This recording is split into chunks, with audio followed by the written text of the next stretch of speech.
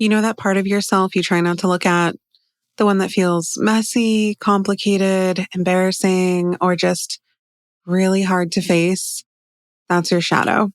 My new book, Dark Shadow, Golden Shadow, published by Wiser, is all about learning to see that part of yourself and realizing it's not something to eliminate or fear, but something to understand, because it often impacts all aspects of our life and our relationships without us even realizing it. My book blends psychology, tarot, and therapeutic self-reflection to help you move from shame to awareness and integration. Dark Shadow, Golden Shadow comes out December 8th, but it's available for pre-order now wherever books are sold.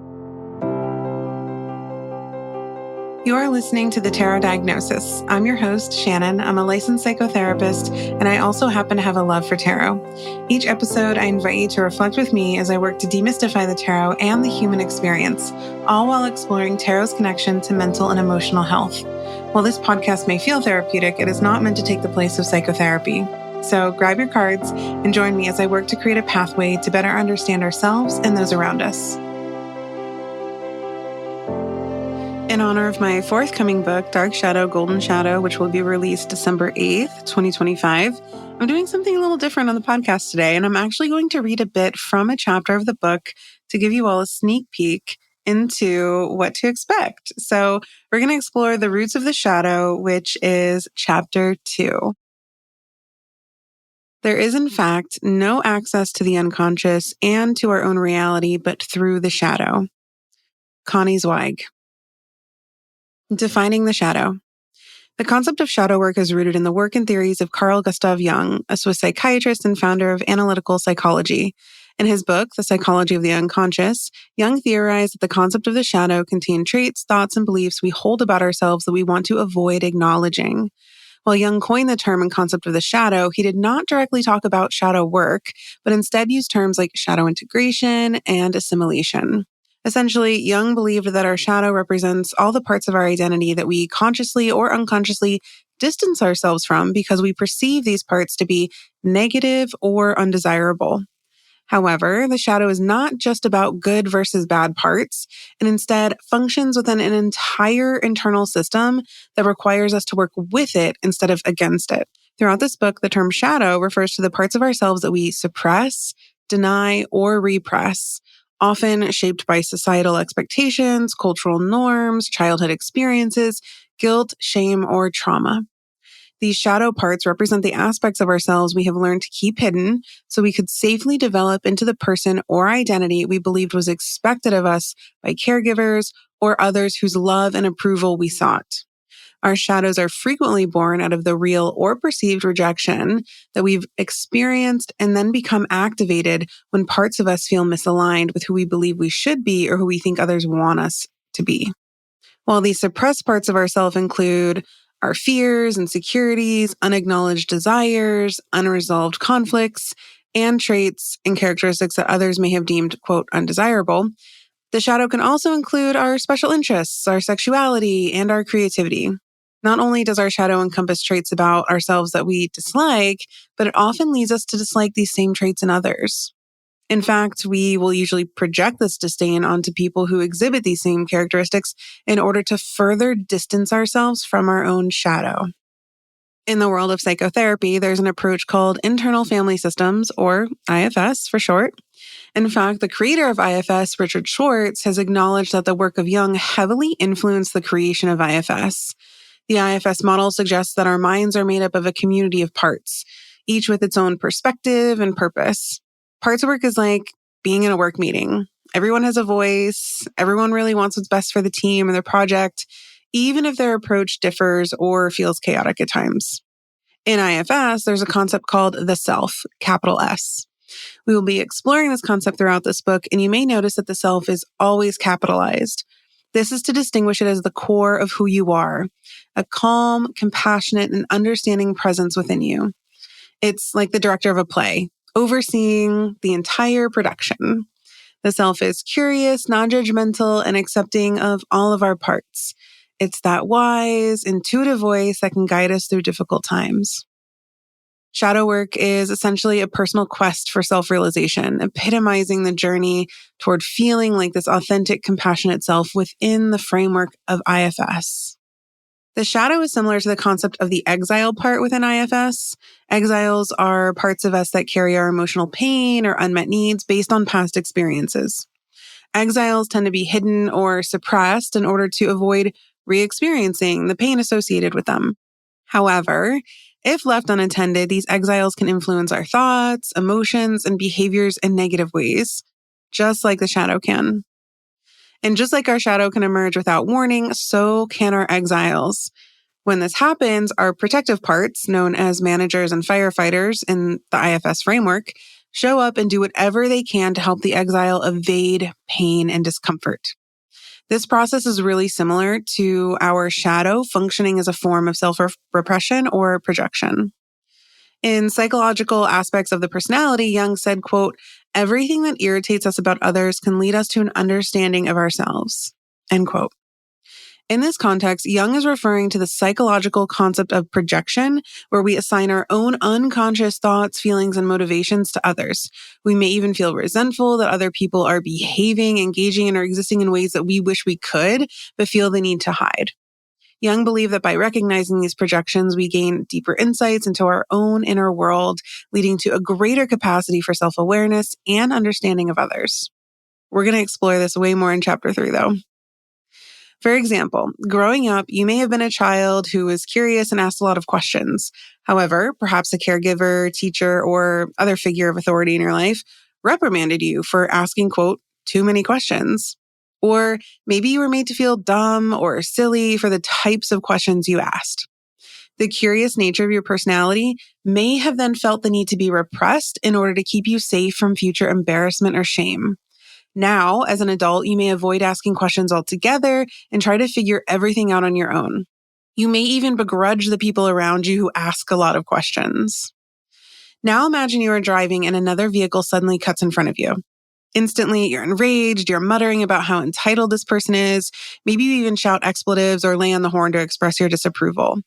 But if you pause and ask yourself why this behavior triggers such a strong reaction, you might uncover some uncomfortable truths about yourself. If it's the driver's sense of entitlement that angers you to the point of intense reactivity, it could be a sign that you, too, possess traits of entitlement that you have not yet acknowledged.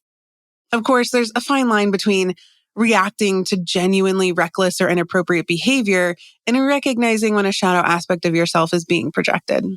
Not every reaction we have is indicative of a shadow, but it is worth being curious about. The point here is that becoming enraged by this behavior, we are unconsciously creating distance between the behavior that reflects our shadow and persona, the image we present to the world.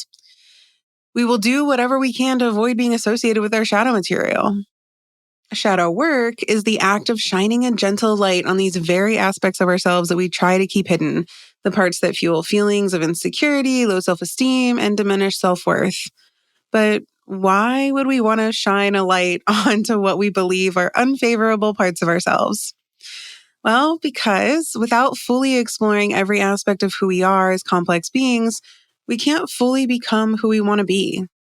It's within this quest for balance that we discover the innate value and resilience within us, even among the shadows we contain. Jung believed it was necessary to acknowledge and invite the shadow into our conscious awareness in order to feel whole and authentic. So, in essence, shadow work is about inviting the shadow to have a seat at the table, maybe for the very first time.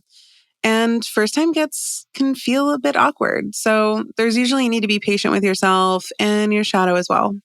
An important concept to incorporate into this process is radical acceptance, which involves acknowledging the reality of a situation without trying to change it.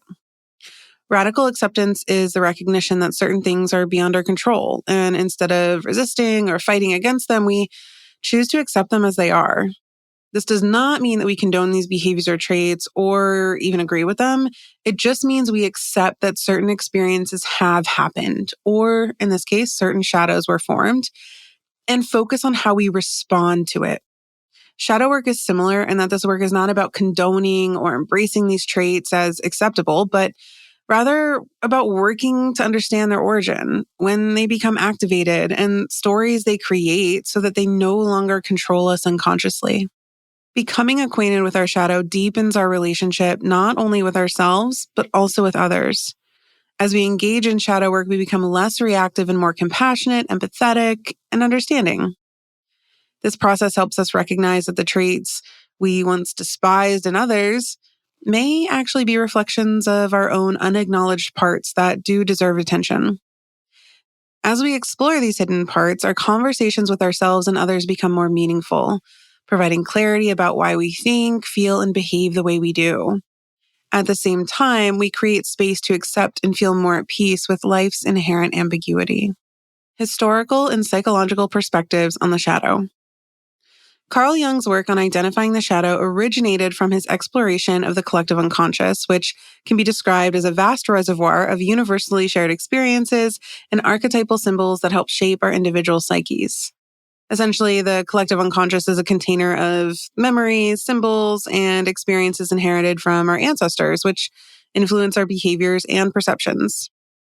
Before Jung's theories on the shadow emerged, he was working alongside Sigmund Freud, who had developed his own theories on the unconscious mind, where he specifically identified the id, ego, and superego. In Freud's framework, the id represents the impulsive part of our personality, which is driven by pleasure and avoids pain. The id is the raw, instinctual part within us. The superego, on the other hand, is the judgmental and morally correct aspect of our personality, constantly striving for perfection and wanting us to adhere to societal norms. Freud believed the ego served as the conscious mediator between the id and the superego by balancing the demands of both of them. In Freud's view, the ego's job is to navigate the complexities of reality and decision-making. Freud's theory of the id and Carl Jung's theory of the shadow differ in that Freud believed the unconscious, repressed parts of ourselves, aka the id, were driven by primal urges. Jung, however, believed our unconscious shadow was made up of the parts of ourselves that we repressed or denied because they were deemed unfavorable by others. From a historical perspective, the concept of the shadow has roots that extend far beyond the work of Jung and Freud. In The Origins and History of Consciousness, Eric Newman acknowledges that the existence of a, quote, dark side, unquote, within humanity has been recognized for centuries through cultural, artistic, and religious explorations. Newman goes on to explore this further in his book, Depth Psychology and a New Ethic, where he theorized that collective devastation was inevitable when we ignore, repress, or project our shadows onto others because it leads to division and detachment. Newman believed that by acknowledging our personal and collective shadows, we could experience a sense of wholeness, which would also increase our capacity for curiosity, compassion, and empathy for ourselves and the experiences of others. This collective perspective highlights the importance of shadow work, not only for personal growth, but also for the well-being of society, because it encourages us to confront what we metaphorically see in the mirror on both an individual and societal level. When we grant ourselves permission to step into the world of our personal and collective shadow, we are able to access the subconscious, which is the holding space for our deepest fears, anxieties, shame, etc. This can be a place we are conditioned to avoid because while stepping into it can be enlightening and magical, it's also formidable. Next, I'm going to walk you through an exercise directly from the book. This exercise is called the Psychoanalytic Shadow Spread. So if you want to follow along with me, I encourage you to pause this episode, grab a tarot deck, and get ready to journal and really dig deep into some psychoanalytic shadow work. I'm also going to be sharing an example of what it might look like based on random cards that were pulled for this exercise so you can get a better idea of what it might look like if you pull for this spread. So, given the importance of these internal structures in shaping our psyche, we can use the theories of Jung, Freud, and Newman to explore the shadow along with the help of tarot. This tarot spread helps to explore the interplay of the id, ego, and superego, while also integrating the process of shadow work. While using tarot can be a beneficial tool for this exercise, reflection through journaling can also reveal enlightening information. So, grab your deck and begin by shuffling and pull a card for each prompt below, which I will read to you in just a moment. The first card in the spread is going to act as an anchor, and it's going to represent a potential shadow, while the remaining cards are going to help you answer the reflection questions posed. Let's get to it. So card 1 is shadow awareness. In what ways do you identify with this archetype as a potential shadow? Card 2 represents your shadow in relationships. So how does this shadow of card 1 is the anchor, that's your shadow. So card 2 is going to help you explore how this shadow manifests in your relationships with yourself and others. Card 3 represents the id. This is going to be any unconscious motivations that drive your impulses as they relate to your shadow. Card 4 is the superego. This is going to help you explore what personality traits help regulate and keep your primal shadow impulses in check. And then card 5 represents the ego.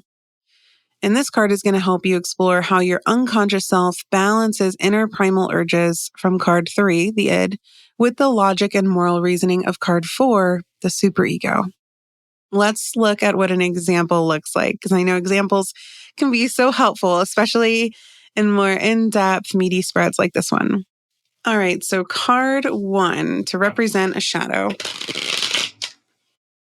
The High Priestess. As a shadow, the High Priestess can be avoidant. They can reject opportunities for self-reflection and even withhold valuable information and keep it closer to them and not wanting to share it with others. So this is our shadow awareness card. So as you pull your own card, you should be reflecting on in what ways you identify with this archetype as a potential shadow. So now we're going to move on to card 2, shadow in relationships.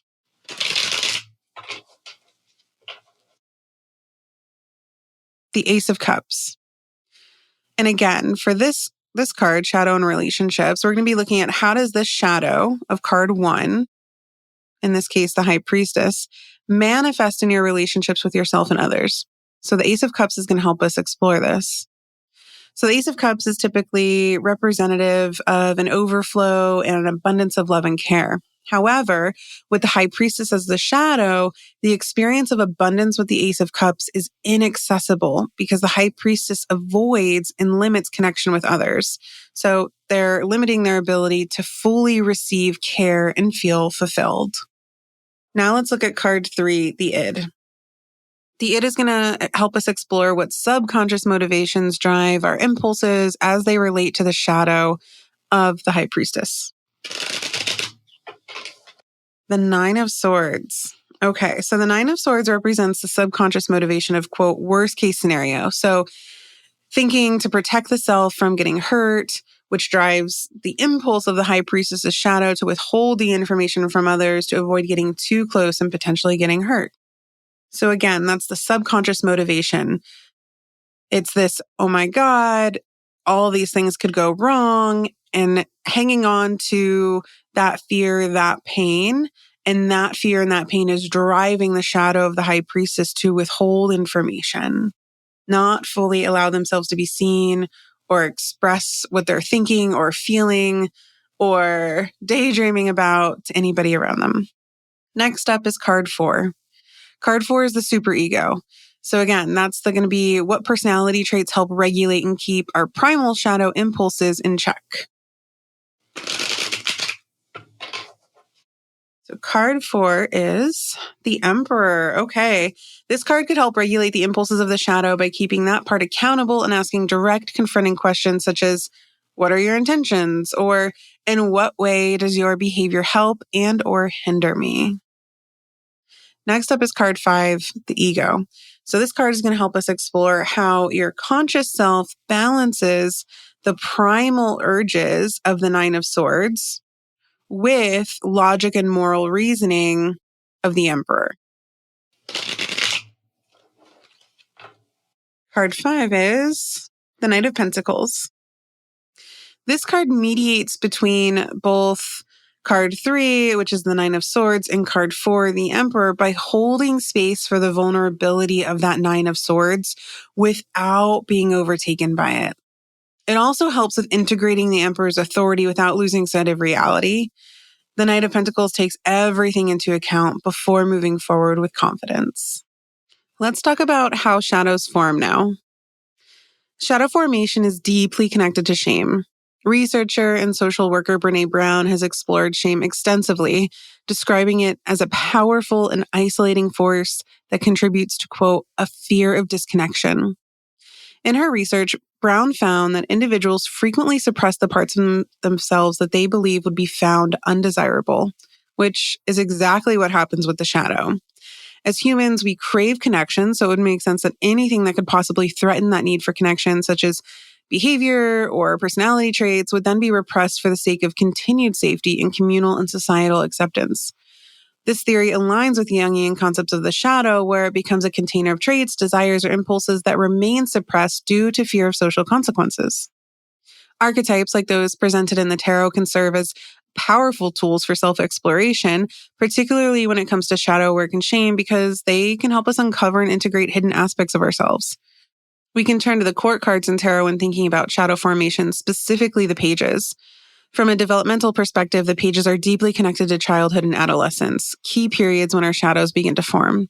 The rest of the court cards, the knights, queens, and kings, are also pivotal archetypal markers of development to explore when considering shadow formation throughout the lifespan, because they represent early, middle, and late adulthood, respectively. During the formative years of our childhood, we collect experiences that inevitably shape our understanding of ourselves and the world around us. We develop traits, habits, and coping mechanisms in response to the experiences, expectations, and limitations imposed on us by society, caregivers, and peers. During this time, certain aspects of our personality may be labeled as undesirable by people we consider important. As a result, we learn to suppress these traits, which then become part of our shadow. The pages in tarot reflect this critical stage of life where curiosity and innocence meets external challenges and expectations. Each page represents a specific aspect of development. By exploring these archetypes, we can revisit our own developmental experiences, allowing us to explore where our shadows may have formed and how they continue to influence our behaviors and perceptions as adults. For example, the Page of Cups embodies the shadow of being told we are, quote, too emotional or too sensitive. This type of messaging can create a disconnection from our true feelings and establish an internalized belief that vulnerability is a weakness, creating a shadow that stifles authentic emotional expression and awareness. Additionally, this can create a shadow that looks like a lack of empathy for others, especially if anger and frustration are experienced when witnessing the authentic emotions of others. With the Page of Swords, a shadow can form when our ideas are dismissed or our intelligence is questioned. For example, being told that our thoughts are silly can lead to a shadow where self-doubt thrives, which ends up limiting our willingness to express ourselves or engage intellectually with others. This shadow can also be marked by rigidity and feeling as though our ideas are better than others and dismissing anything that doesn't align with our own ways of thinking and processing. The Page of Wands might indicate experiencing the formation of a shadow in relation to being labeled as, quote, too much, too talkative, too inquisitive, or too enthusiastic. These judgments can lead to a suppression of curiosity and creativity, creating a shadow where we feel the need to hold back our natural excitement, our desires, and our goals. This shadow can also include feeling inconvenienced by or envious of others' joy and self-expression. The Page of Pentacles embodies the shadow of being deemed irresponsible or inadequate, especially in regards to practical tasks, chores, and executive functioning. Alternatively, excessive praise for always completing tasks perfectly can instill a sense of perfectionism. Both scenarios lead to a shadow that can undermine the confidence in our ability to navigate the world as an adult. This shadow can also be marked by feeling as though our way is the right and only way, limiting the space and ability for others to share their own unique process and perspective. Well, that was my sneak peek for you all into Chapter 2. The chapter continues to outline an exercise of exploring pages of the past, so your own relationship to possible shadows related to each of the pages in the tarot. And the rest of the chapter then goes on to explore the golden shadow, which you've heard me talk about quite a bit. And then the book continues and really gets into the meat of shadow work through a psychological and therapeutic lens. My hope is that this book allows you to find creative and magical outlets to explore aspects of your shadow in a way that feels safe and sustainable. I also just want to take a second to thank all of you for listening to this podcast and finding value in this work. It's so exciting knowing that we can kind of all meet at this intersection of tarot and mysticism and psychology and mental health and create a space that allows us to better understand ourselves and those around us. Thank you so much for listening to The Tarot Diagnosis. For more tarot and mental health content, follow The Tarot Diagnosis on Instagram. You can also subscribe to the podcast so you never miss an episode, and sign up to receive the Tarot Diagnosis emails, where you'll have access to exclusive spreads and exciting announcements. To join an incredible community of tarot and psychology enthusiasts, join the Tarot Diagnosis membership community, The Symposium, by visiting thetarotdiagnosis.com.